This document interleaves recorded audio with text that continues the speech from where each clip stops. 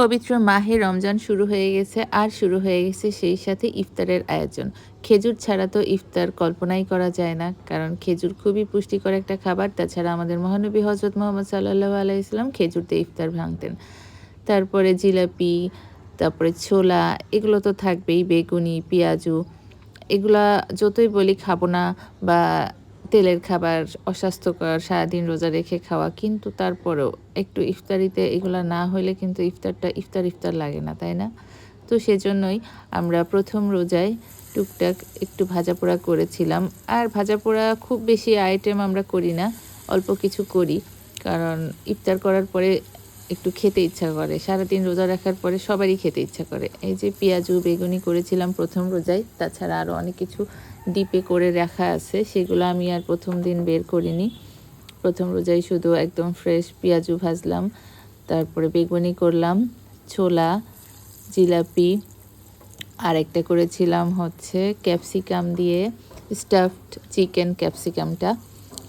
চিকেনটাও white sauce দিয়ে বানিয়েছিলাম, ওটাও খুব মজার ছিল। তো অল্প কিছু আইটেম। আর সত্যি কথা বলতে আমরা রোজা ভাঙি কিন্তু খেজুর অথবা পান্তা ভাত দিয়ে।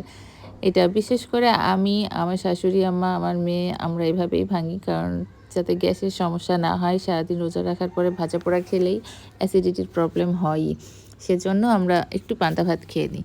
তারপরে কিছুক্ষণ নামাজ টামাজ পড়ার পরে একটু সময় পরে এগুলা খাইলে আর সেরকম একটা সমস্যা হয় না। এই যে ইফতারের প্লেট সাজানো তো আমার খুব পছন্দের একটা কাজ। ছোটোবেলা থেকেই আমি ইফতারের প্লেট সাজাই। আর ইফতারের প্লেট কিন্তু সাজিয়ে দিলেই জিনিসটা দেখতেও ভালো লাগে আর সবার মধ্যে সমানভাবে জিনিসটা বন্টনও হয়। আর যেগুলো এক্সট্রা থাকে রেখে দিই, কারো যদি বেশি লাগে সে নিয়ে খায়, আর কারো যদি বেশি হয়ে যায় সেও উঠিয়ে রাখে। এভাবেই করে আসছি আমরা সবসময়। এই যে আমার প্লেটটা ১ম রোজায় কীভাবে সাজালাম সেটাই একটু দেখাচ্ছি। প্রথমে দিয়েছি খেজুর, শসা, আপেল, বেগুনি, স্টাফড ক্যাপসিকাম, তারপরে জিলাপি, ছোলা ভাজা, মুড়িটা দেয়া এখানে দেখাইনি। আর দিয়েছি পরে এখানে হচ্ছে পেঁয়াজুর মধ্যে ডাল বাটা দিয়ে যেই পেঁয়াজুটা বানাই না, ওইটার মধ্যে আমরা বাঁধাকপি ছিল বাসায়, একটু বাঁধাকপি মিশিয়ে দিয়েছি। এটা খুব ক্রিস্পি এবং মজা হয়েছিল। আমি তো এটা পান্তা ভাত দিয়ে খেয়েছি। আর এই প্লেটটা সাজিয়েছিলাম আমার শ্বশুর আব্বার জন্য। সবার প্লেটই এভাবে সাজিয়েছিলাম, বাট এই প্লেটটাই আমি দেখাচ্ছি কারণ এটা ক্যামেরার সামনে সাজাইছি তো এজন্য।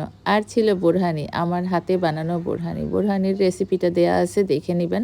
ঘরে এত মজার বোরহানি বানানো যায়, না বানাইলে আসলে বোঝা যায় না। খুবই অল্প উপকরণ লাগে, আর যা লাগে সব আমাদের ঘরেই থাকে, ২-১টা কিনতে হয়। খুবই মজার ছিল ইফতারির সাজানোটা। সবাই রোজা থাকবেন, দোয়া করবেন। আল্লাহ